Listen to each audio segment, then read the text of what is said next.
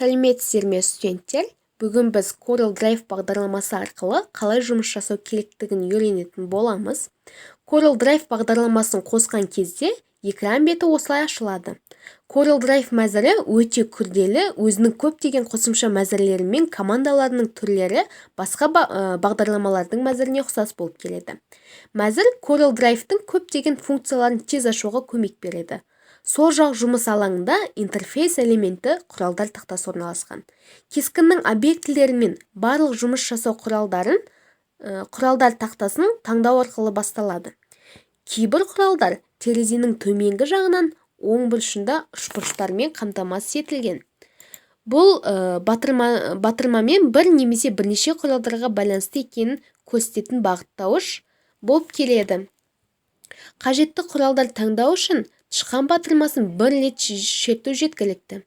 Ережеге сай құралдардың өзіне сай пиктограммасы болады.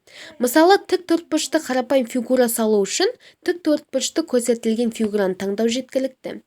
Меню жолының астында орналасқан стандарттарды басқару жолдарында жұмыс барысында өте жиі қолданылатын элементтер орналасқан. Мысалы, құжаттарды сақтау, жабу және буферлермен операция жасау. Стандартты саймандар тақтасының төменгі жағында атрибуттар тақтасы орналасқан. Ол таңдалып алынған құралының көмегімен белгіленген объектінің стандартты операциялар жасауға арналған.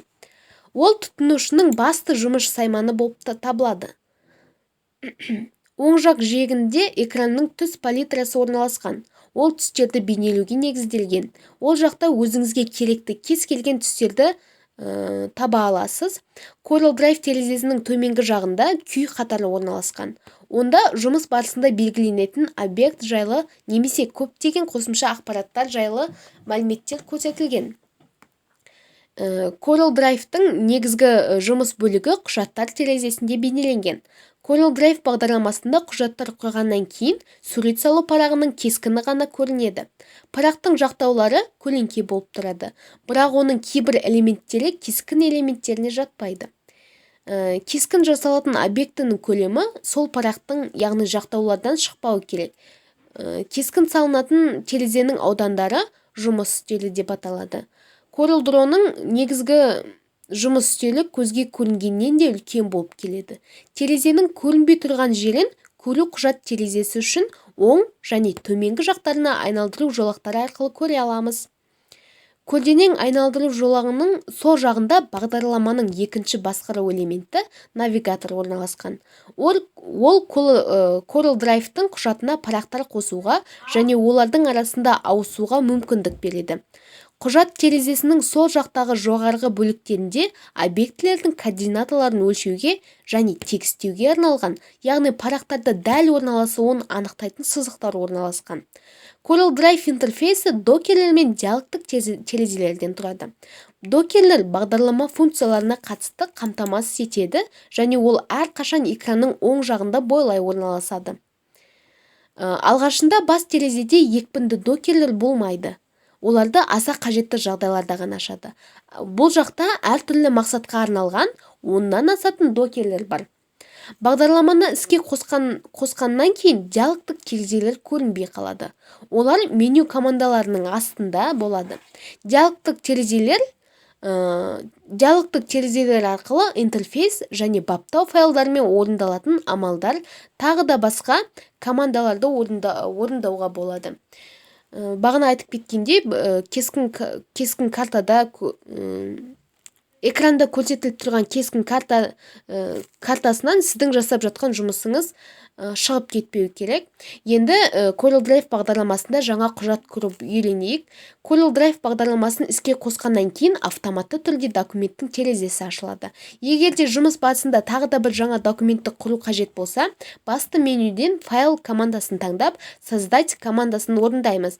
Ашылған диалогтық терезеден құжаттың атын ауыстырып, қажетті параметрлерін енгіземіз. Немесе бағдарламаның стандартты панелімен сол жағында орналасқан new батырмасын шерту арқылы жаңа құжат ашамыз.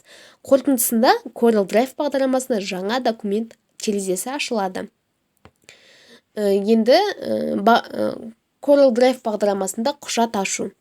Бағдарламада алдында құрылған документті стандартты тәсілдер бойынша басты менюден файл Open командасын орындап, немесе инструменттердің стандартты панеліндегі Open кнопкасын ашуға болады.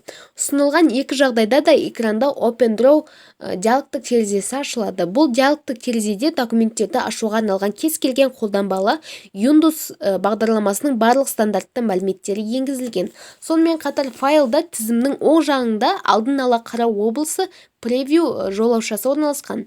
Жолаушаны қосу барысында файлды сақтаған бейнелеуді кішірейтілген түрі суреттелінеді. Бағдарламада құжатты сақтау үшін стандартты панельден басты меню файл сақтау командасын немесе сақтау кнопкасын басу арқылы орындалады, немесе стандартты панельде сақтау батырмасын басу арқылы орындалады. Егер де бұл құжат алдын ала сақталмаған болса, документті сақтау үшін экрандағы Save Draw диалогтық терезесінде сақтау қажет. Документтерді сақтау үшін документ сақталатын қажетті папканы таңдап алып, жолақтаманың атын енгізіп сақтау командасын орындаймыз.